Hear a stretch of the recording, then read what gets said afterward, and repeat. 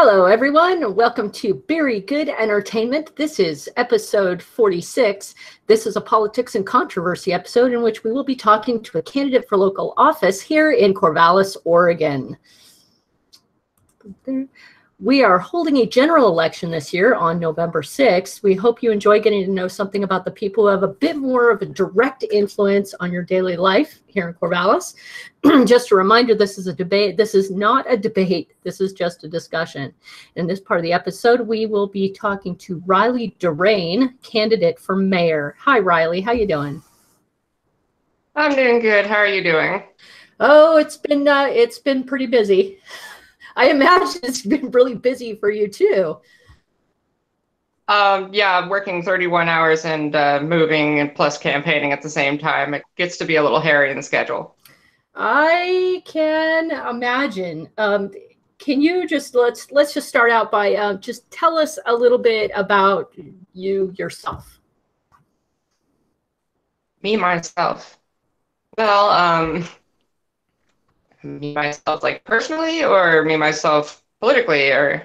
Well, you yourself personally, since we really want to get to know you as a person. Okay. From Texas, Corpus Christi, actually. I moved up to Oregon when I was 11 and in Portland, where I attended high school at Beaverton High. It's a pretty normal, somewhat normal life anyway. Let's see. I had a small dabble into the military, but I got injured and wasn't able to continue. From there, it just kind of hit the housing and job economy stumble that everybody else was in, except for some of us got hit especially hard. So I have spent probably the last decade struggling to get some foundation under myself again. But I mean, coming to now, it's starting to come to fruition. I have a house that I'm going to be staying at and a job and running for mayor. But it is one of those points that I try to stress is that I am running for mayor because of 10 years of being crapped on, basically. So does it feel like your life is, you're just grabbing life by the horns, or is it kind of dragging you in this direction?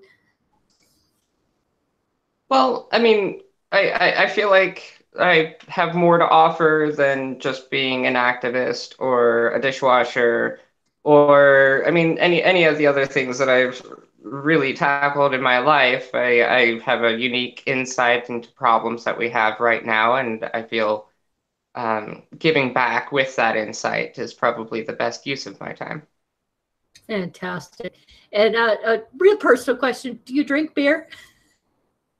Do you like it? I do drink beer.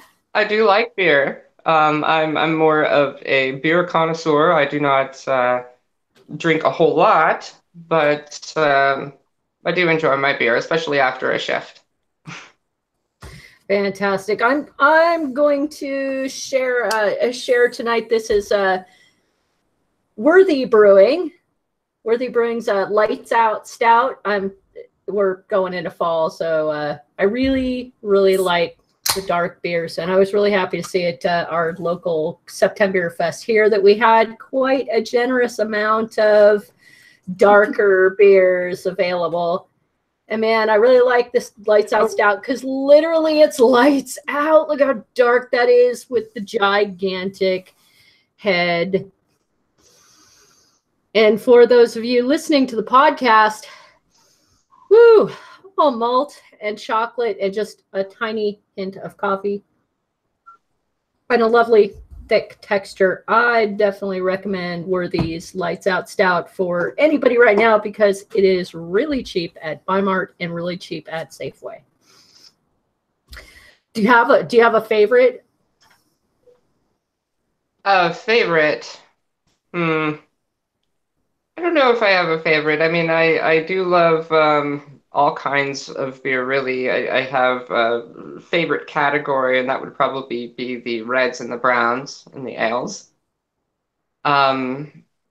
I'm not super fond of IPA.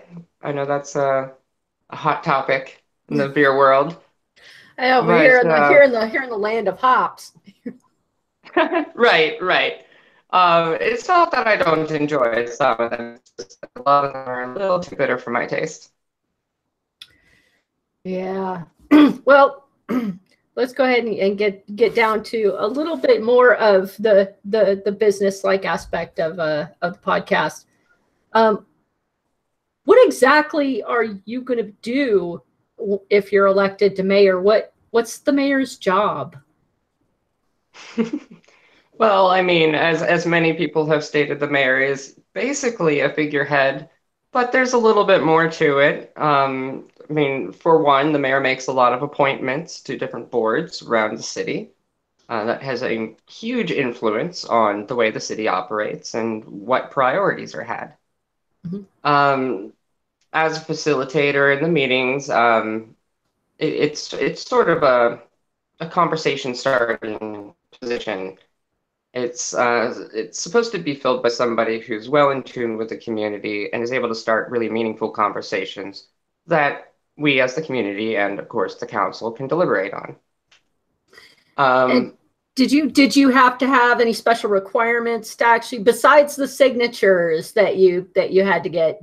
Was were there any other so educational requirements or anything you had to prove? I potentially would have shot a little bit lower and gone for a counselor position first, but unfortunately, due to my housing situation, I had been jumping around a lot and didn't quite meet the criteria.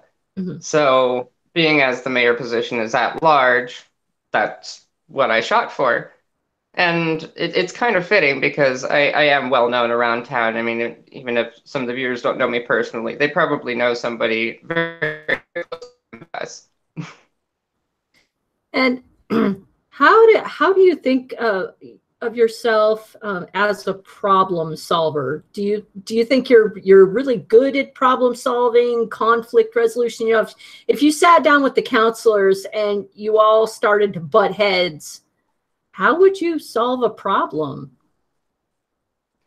Um, I mean, I suppose it would very much depend on the situation, but solving a problem requires working together on solutions. So, I mean, finding the common ground is really the challenge. When you have an argument, there's usually a good reason on both sides. And being the person who can help identify that reason and bring back the cohesion is a very good thing to be. So is it nerve wracking it at all? Thinking about being in such a what most of us would consider an incredibly important position. Does that make you nervous at all? Um, it makes me hopeful. I mean, nervous, it's like anything. When you start something that you're not familiar with, it's going to be a little bit stressful. You're going to have to learn the ropes and that can be very difficult. But Mhm. the overall good that I think that I could achieve in that position is far outweighing that stress or you know, that factor of, oh my gosh, it's a big job, there's a lot to do.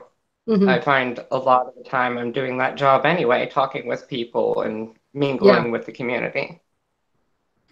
So what do you think are our two biggest problems that you would like to jump into if you were, you get elected, what would you like to tackle? What would I like to tackle? The big topics right now are housing and homelessness. I don't think anybody in Corvallis should be homeless unless they choose to be. And in the housing area, I mean, it's really two fronts. One, we can't just keep building townhomes out into the outskirts of town. Mhm. And two, our rental prices are outrageous and a lot of our standards are, well, subpar. And we have a lot of restrictions getting people into housing, and as well as a lot of restrictions getting development of housing. So is housing something realistically that we can change within your term limits? I Is think there so. I think can we can we really get some people into some affordable housing within 2-4 years, or is this just like a setup period and you're looking for the future? I think it should be viewed as both. I do want options to start becoming available within like the third or fourth year. Um, I'm hoping to get the ball rolling before then because it is such a critical issue. I mean, we just recently added thousands more students to our population during the winter months. Hmm. Um, and of course, on top of that, we have people who work and basically live in Corvallis, but don't actually reside in Corvallis. Hmm. So every day when you watch all the people going across the bridge to Albany, that's all of our dollars leaving Corvallis out to Albany. Uh, Um, how about RV? How about RV and tiny homes? Are you for that? RV living and putting tiny homes on plots? I'm actually for looking at different or multiple different approaches. Tiny homes, of course, is a big push. I do want those in our area. County just made it available, so I think we should follow suit.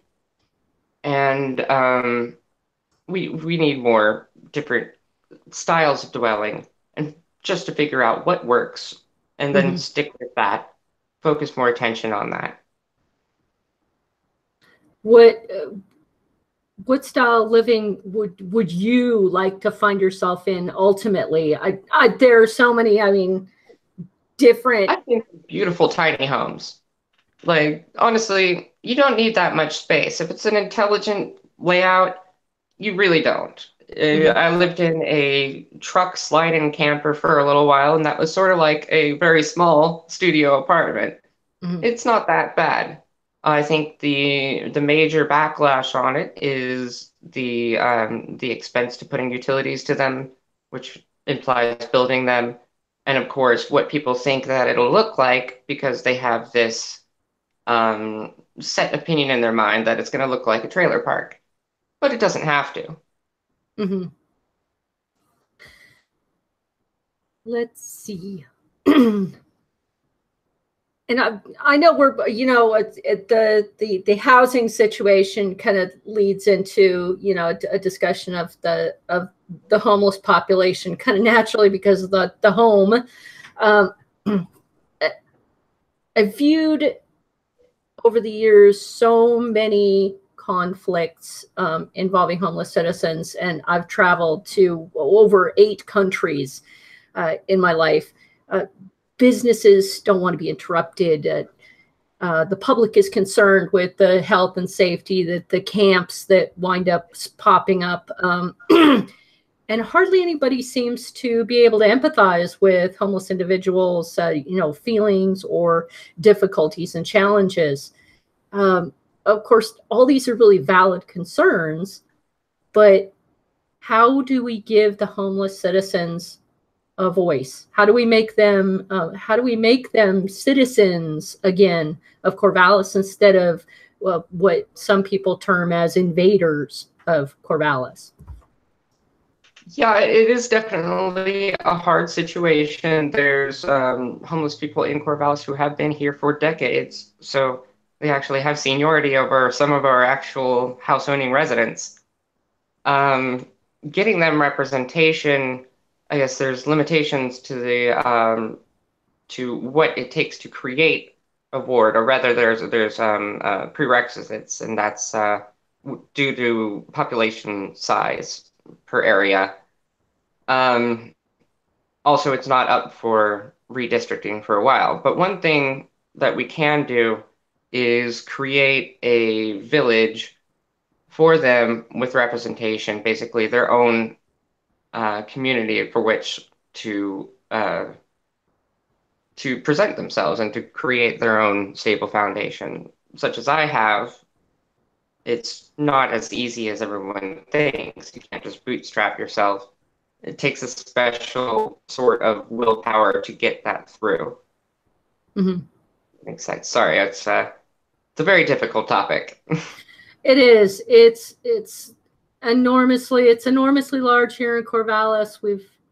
We've had lots of conflicts in the past year, and it's pretty heartbreaking to see people who need that help really go wanting or being seen in a negative light by other citizens of Corvallis. True. Of course, we also need work as well as housing. When we're talking about homelessness, it's not just one situation. It's not just people without a house. It's people without jobs, without livelihoods, without any means of getting that livelihood because of other housing, transportation, etc. issues. So compounding of issues, and we really need to find a way of addressing all of those in a way that makes sense instead of just throwing our money to the wind every year on a temporary solution. Mm-hmm. Transportation, I have to admit that Corvallis has impressed me with the bus system. making it possible to just get on the bus to get around Corvallis is great. Do you see this potentially spreading in a handshake system with maybe Albany, Philomath, Lebanon? I definitely would like to see such a system, or at least, I mean, kind of pipe dream here, but a light rail would be nice between the cities. There's many options that I feel should be examined closely, especially going into a much more populated future and a much more spread out population, the way we've been seeing. I mean, our roads are getting jammed. We should not be having this much traffic. We haven't had this much traffic. Mm-hmm. Well, it's there are a lot of people coming in from outside Corvallis, and all those people are encouraged to buy cars instead of using public transport. And unfortunately, because their money is going so much farther than a lot of ours, they are actually purchasing vehicles while here. That seems to be a big problem too. How about how we can afford to pay for a lot more programs? I mean, are the businesses and OSU actually pulling their financial weight? Well, I do know that OSU gives millions of dollars to the city every year. And the businesses themselves, of course, pay their taxes. And a lot of the issue that we're having here is that we don't really have the demand for people coming into town unless they work or go to school. Mm-hmm. So as soon as the summer rolls around, we are dead town, complete ghost town here. I mean, you could walk down the middle of the street in the Mm-hmm. late evening and not have to worry about a car because there's so few people. That's kind of a failure of our local economy.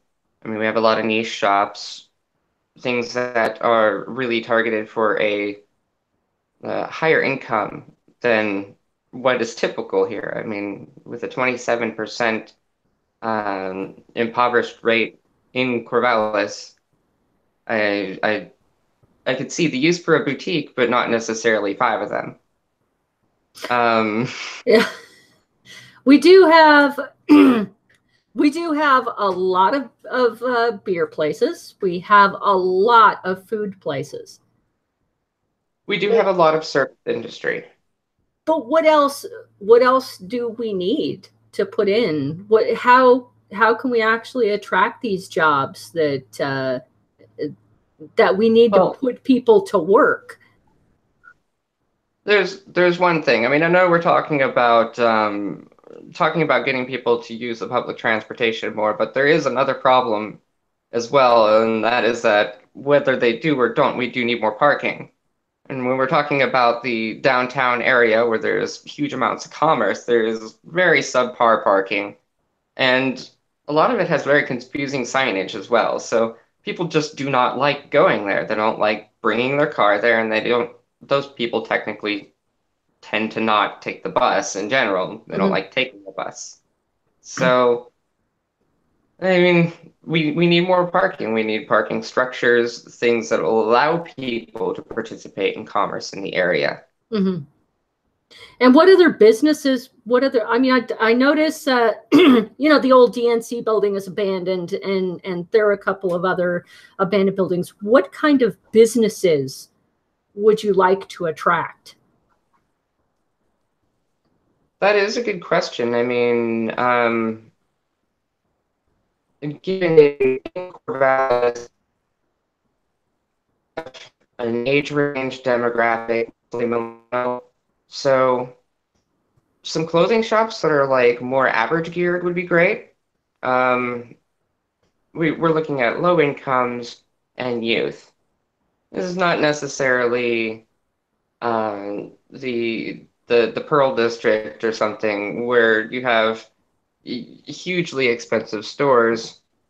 We do need a variety of stores. We have like, oh God, how many donut shops do we have in town now? We have a lot of donut shops, not dissing on donut. Yeah, Benny's. Well, Nutcakes runs out of a gas station. I think there are two or three more.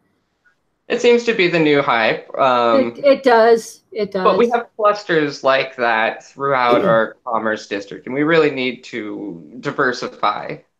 So it's not really just any one thing in particular. It's many different types of business that we need to invite in here. Mhm. A lot of our business space is consulting rather than goods oriented. I guess we could definitely look into it as a community, like who we would like to bring in, who we should invite to the town, and it's Is all there about anybody? Is there anybody that you would not be open to inviting to be here in Corvallis? I wouldn't have invited Walmart personally, but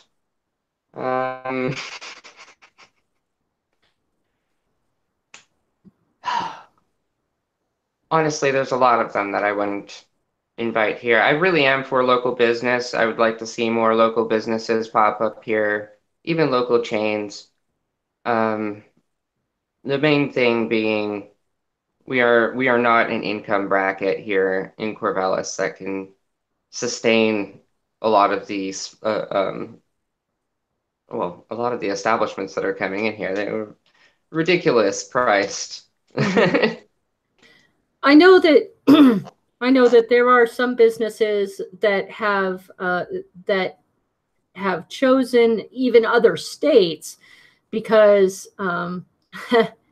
they view our city as growing, but unfortunately they also see the violent crime rising. I think I saw a Benton County Facebook report that the Measure 11 offenses, like murder and assault and kidnapping, are increased by 64% in our county. Measure 11, of course, being that the 1994 measure requiring minimum sentences for those types of crimes. How do we stop that as a community? How do we stop that, kind of in its tracks, or pull it back? Because the violent crimes are pretty scary. Well, it is. It is scary, and the violent crime isn't isolated to the inner city. It's also in the homeless community as well, and we've lost a few in recent years to violent crime in a city which, by the way, used to be one of the safest in the nation. It is disturbing to see, and I do think there is a direct correlation with the sudden boom in population here in town. We have a large boom of population. There's not enough jobs. There's not enough housing, at least affordably so. And people are turning to crime. I mean, you're going to have a lot of people who are very stressed out, who are high tension, and there's going to be conflict, and that's what leads to violent crime. Mm-hmm. Well, I know you've mentioned youth programs. Do you think that perhaps some of your youth programs can kind of prevent some of that crime from happening before they start into the criminal lifestyle? I definitely think so. I do think that there is an element of criminality that goes with hard drug addiction, and that hard drug addiction oftentimes starts at the younger ages, that, maybe even 15 to 18 up to about 2021 is the high risk period. If they can stay away from stuff during that time period, then chances are they won't. We're looking at needing to distract people. There's nothing to do in this town. And what kind of youth programs would you like to focus on? Well, I personally would like to see kind of an arts club, physical arts, music. I want to teach kids. I want to put a paintbrush or a guitar in their hand rather than a meth pipe. And one of the one of the other good suggestions that I've gotten from the community has been sort of an apprenticeship program. We need jobs training or career training. We lack both of these here. I mean, we do have some career training, but it's not a very robust system. I know that the career training through OSU it's okay. You pay quite a lot for job training through them. Lynn Benton is a little more reasonable, but there's very little for people like me. When I go out to get a job, I get passed over quite a bit. So I'd like younger people to feel more hopeful in walking out and securing a job.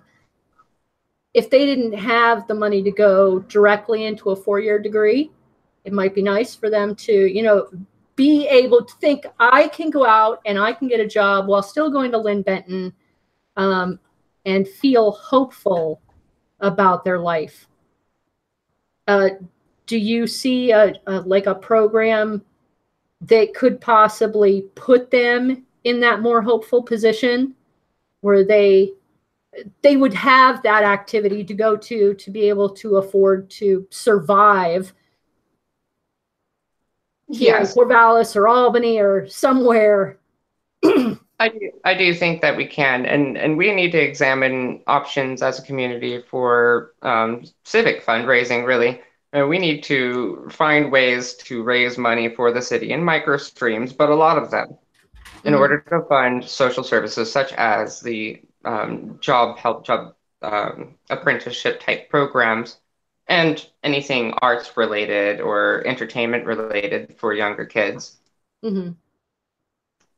How about sports? I mean, we have massive parks, massive, and they're gorgeous, but I don't think I'm seeing them used half enough. Yeah, I would like to see, I mean, maybe that's more of a 90s thing, but like Ultimate Frisbee used to be huge. I don't know.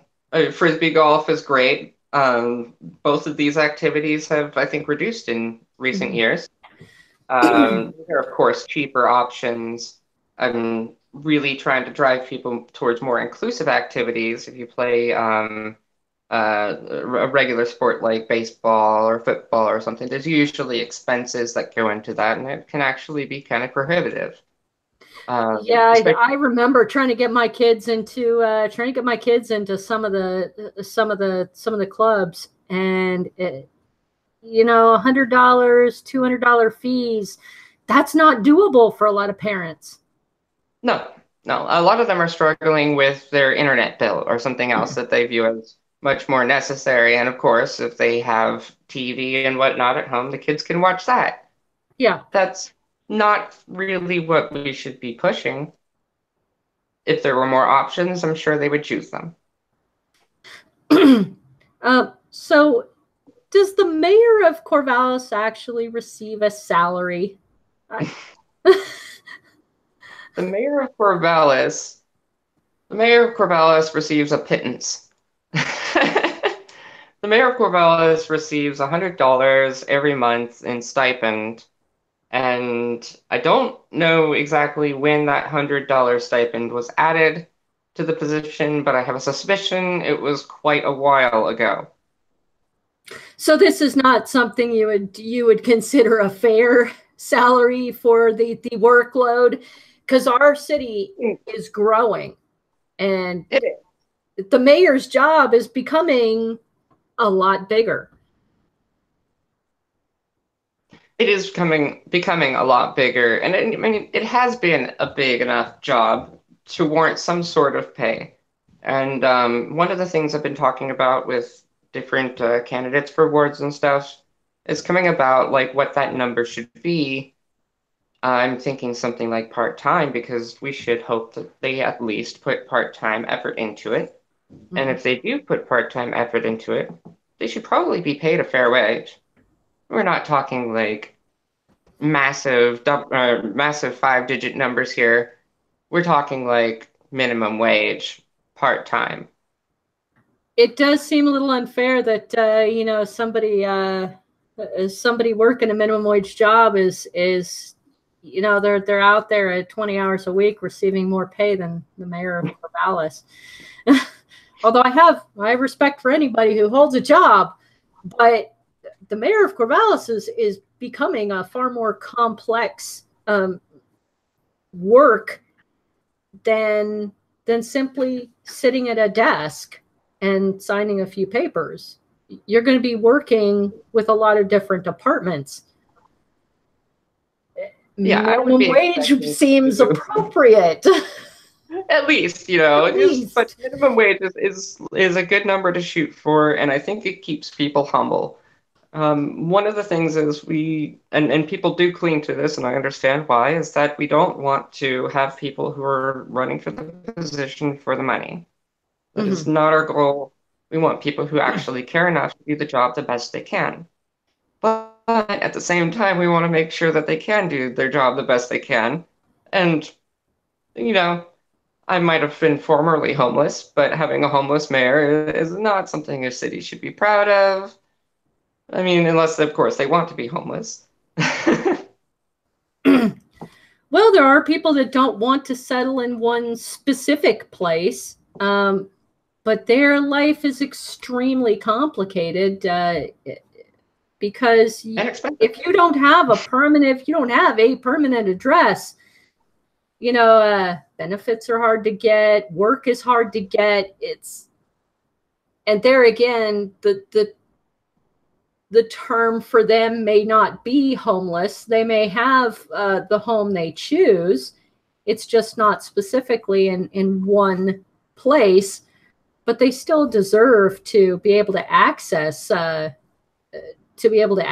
benefits. And they should be able to. I think it should be a human right to be able to bathe yourself, to be able to care for yourself and the basic human needs. We are really a callous society nowadays in how we treat people. And of course, it's been worse and it's been better. Do we actually have, I'm actually not sure, do we have any camping spots left in Corvallis? No, there is no camping allowable in vehicle or in tent anywhere in Corvallis, private property or otherwise. Oh my, that's kind of rough. Yeah, I'm hoping to change that ordinance significantly and at least allow for permit camping so that people can pay into the community, pay their fair share, and be left alone to survive as they need to. Well, I think one of the only mobile RV parks is up by the fairgrounds. There are 2 mobile parks by the fairgrounds.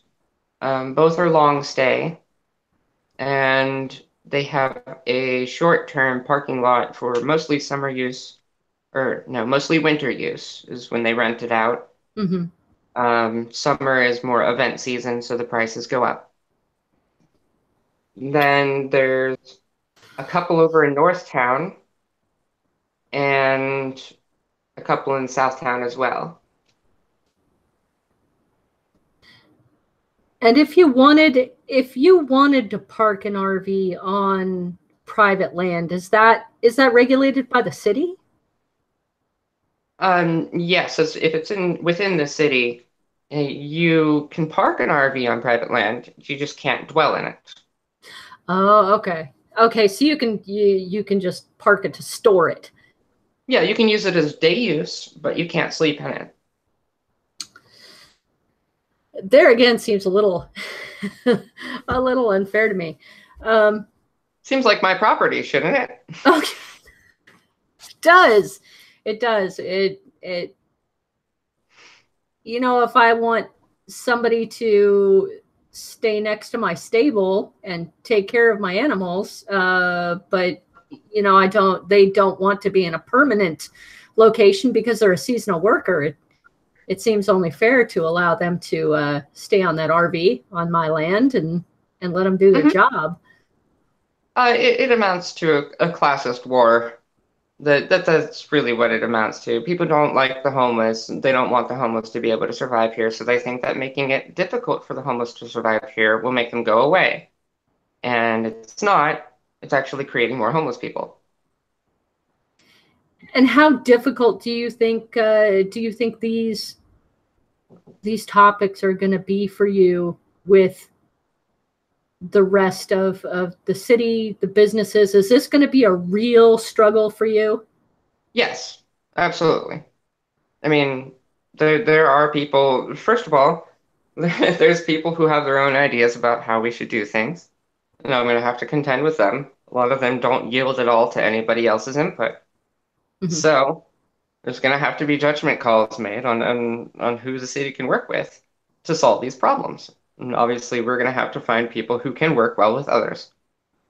Um, being the lone dissenter or being the lone tiny portion of an area dissenting against something, it really doesn't give you right to speak for everybody. I mean, we had this situation with the downtown homeless shelter location, Mm-hmm. which I've gone as on a record as saying that I don't believe the Second Street was the best location. Temporarily, it might have been the best location. Mm-hmm. I'm not too fond of Hanson Tire, but it was um, recently renovated for that purpose, so it does make sense in the short term.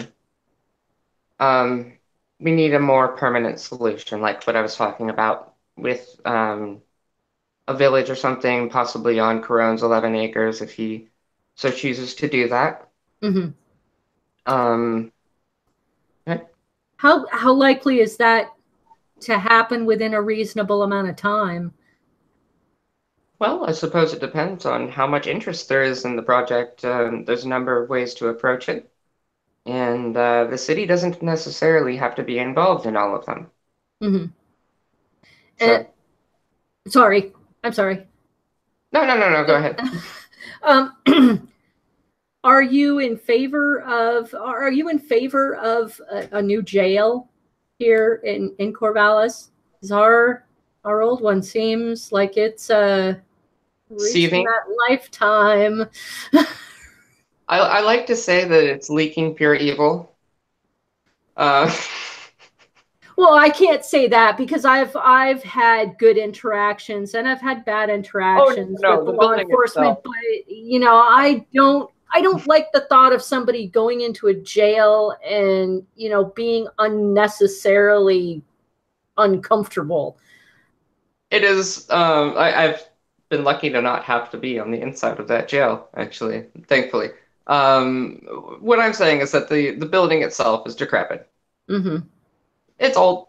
It's out of I date. agree with that. I agree with that. So are you in favor of actually building a new jail and like on that spot in a different spot? I would probably hope to use the same spot. I mean, it would seem to make sense to use the same spot. And really, we do need more space. We have more population, we need more space. Regardless of what people do, we need to be ready. Well, I know you know, we're kind of playing shuffle the prisoner every once in a while. There are some prisoners that are being I hate to use the term farmed out, um, that are being switched out to other jails where they don't even have access to their representation. That Yeah, bothers me a lot. it bothers me a lot too, and I've definitely known people in that situation where they've been shipped out of town, out of county even. Yeah, that that really should not be happening. is there a possibility on, not obviously not on this ballot, but perhaps on the next ballot that we could attempt to put that back into play?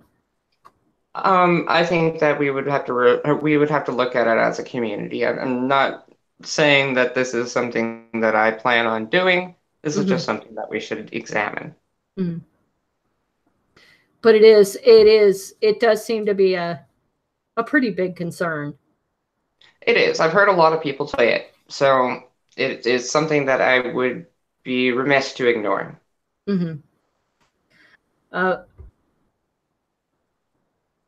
What other programs besides just like a youth arts program, what other programs can you think of that might give us as a community a little bit more of a connected feeling? Because it seems like a lot of people are just saying, I'm going to work and I'm going to go home and pay my taxes, and that's it. I don't want to interact with the rest of humanity. Are there programs that maybe we can kind of bring those people back? I think general activity clubs would be good. I mean, we used to have much more youth activity clubs, and that's just simple everyday, hey, let's go play kickball kind of clubs. It's not necessarily a set schedule or participation requirement. It's more of an open availability and generally free to the person who uses it. Yeah. That's actually an excellent plan. I should probably bring that up. And going back a little to the parking issue, I know that down by the river, we actually have a fantastic parking system down there. I believe we can even use our credit cards in there. But for most of the rest of the streets, we still have coin parking. Yeah, actually, I would like the meters upgraded because, I mean, they're causing a lot of problems. People have to run in to get coins and are getting tickets because of it. I actually know quite a few people who have had this happen to them, like literally parking, going inside to get change, coming back out, and the ticket's already written. Yeah, that coins are so often not used anymore. I would love to see those gone and replaced with, a better system, but isn't that expensive? Not necessarily. I mean, the new meters could be expensive, yes. Of course, we could probably find cheaper solutions to update the current meters. That would require another piece of hardware, I'm sure, but not necessarily an entirely new meter. I don't know the contracts specifically on those meters and what they can and cannot do in modification. And I also don't know necessarily how much it's going to cost to upgrade them. I just think that doing so might help raise money to pay for it. And might there be anywhere in downtown we might be able to put a parking structure? I don't know about the ramifications of attempting to put up something like that in downtown. Well, we have some big open lots. There's some large open city parking lots. I do not know who owns the property there, but it does appear to be city. So right in front of the Peacock being one of them. That one could put a short stack in. You can probably fit it in there rather nicely. It would help all those businesses in that area because people would be able to park. Another one is over by the location that was being used for the second street location for the shelter. By the skate park, that would be another potential option. Getting more parking in that area would definitely improve the commerce in that area.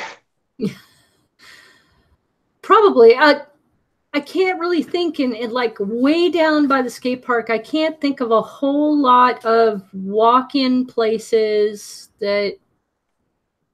I think But that's a I good do know if we put a parking structure there, we could encourage people to park there for games, for the that too. OSU games, and oh man, that would free up so much traffic around the university. Absolutely. And it would make a lot of money if you think about it. I mean, it's going to take time to offset the cost of building the facilities in the first place, but these are long-term facilities. They're probably going to be huge cash cows over time. I feel a little ashamed that that we might approve a parking structure before we approve a new jail or new mental services. Mental services, especially, it does really bother me that we don't have enough. We don't have enough. I mean, we have some. I'm not going to say that we don't have mental services here. We just do not have enough. We don't have enough staff. We don't have enough money. We don't have enough respite housing. Yeah. We don't have enough emergency services for people who critically need it. So I definitely think that Corvallis is definitely growing. How fast do you see Corvallis growing? I mean, are we growing on an enormous rate, or just like a steady creep? As far as actual residents in Corvallis go, probably more of a steady creep. But there's also the fact that, like I said before, we have a lot of people occupying the outskirts cities because it's cheaper to live there. So our population, our actual population, were we a decent place to live, would probably be much closer to the 100,000 range. I mean, we're talking about probably, let's see, we're at 58,000. I'd say probably 75,000 would probably become what we should be building for. I'm just looking up the population of Albany, which is 53,000, and Portland, which is much bigger than we are.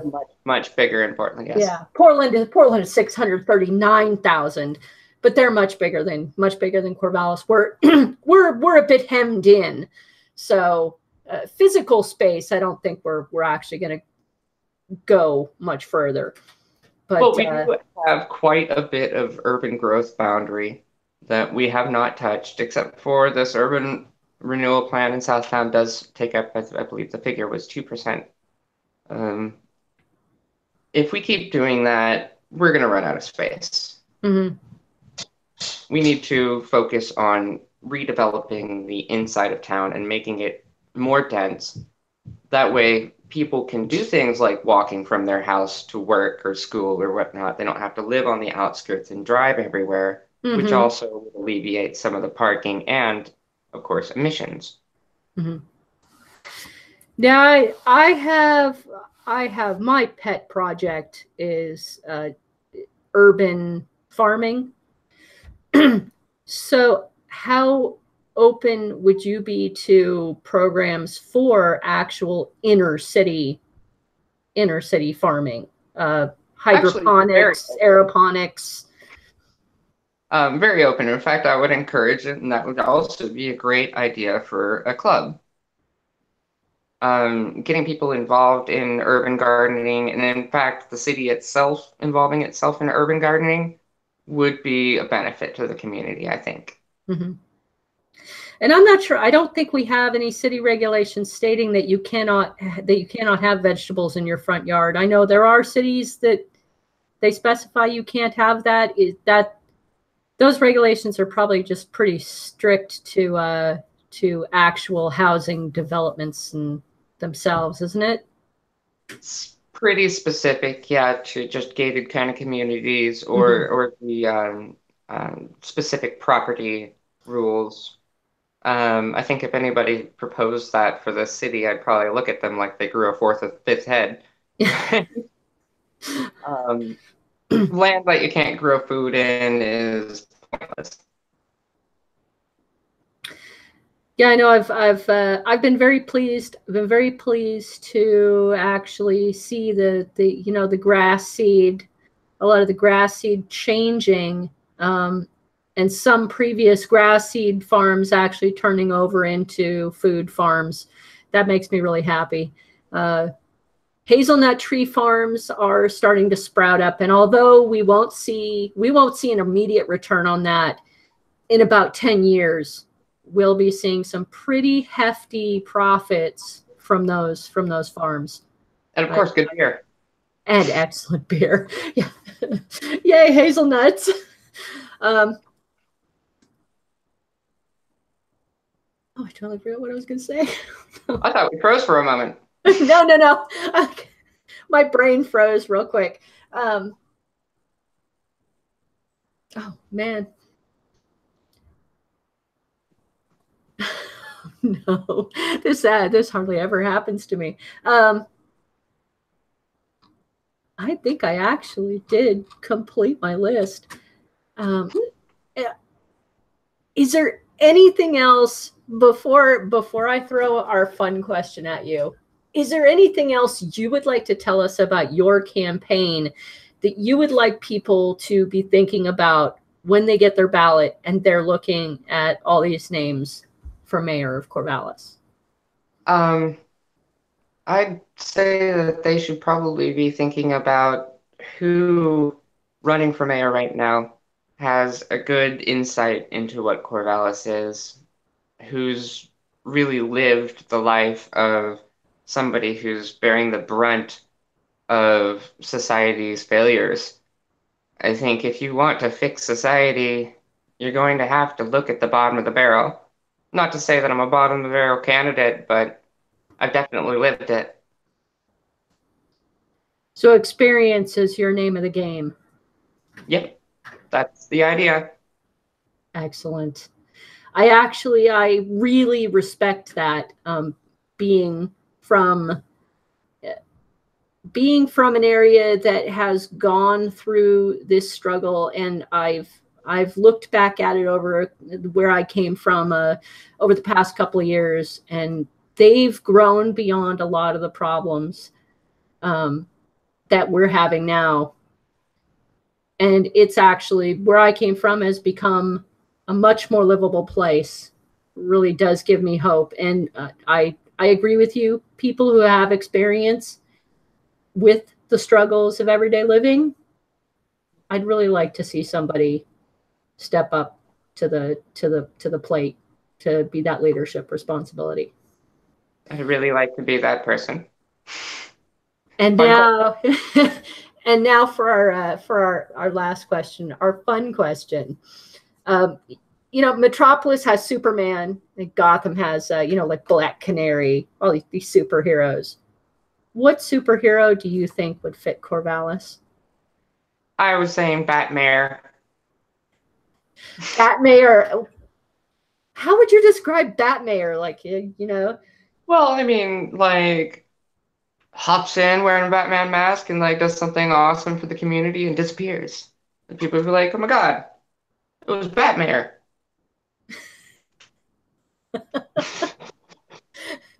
And little kids want to be like you. For a while, the whole Bat Pope thing. Do you remember the whole Bat Pope thing? Yes. But no, but that's not far off. I mean, going out into the community and doing actual good and being a part of the community, I think is kind of a superpower in itself.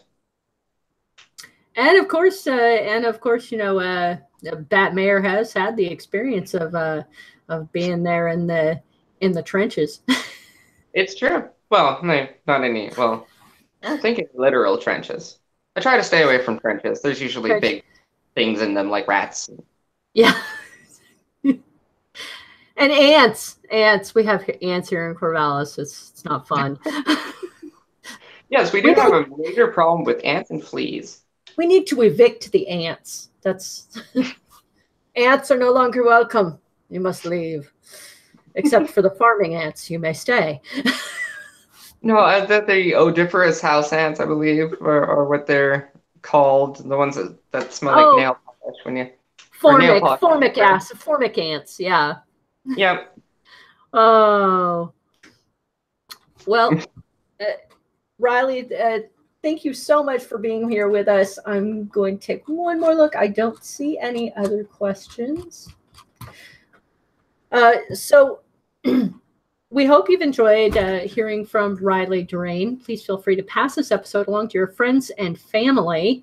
And we're hoping to talk to more people. If you have questions for Riley, please tell us where our listeners can find you. Mostly my web presence is on Facebook right now. It's facebook.com/Doraine, the number 4, Mayor. And I think I'll probably add it to the comments or something. Oh yes, we'll make sure it's in all the notes and on YouTube. And if you have any questions for Riley, please contact Riley. And our message, Beery Good Entertainment, is clear. #please vote. You guys have a great night and have a great beer.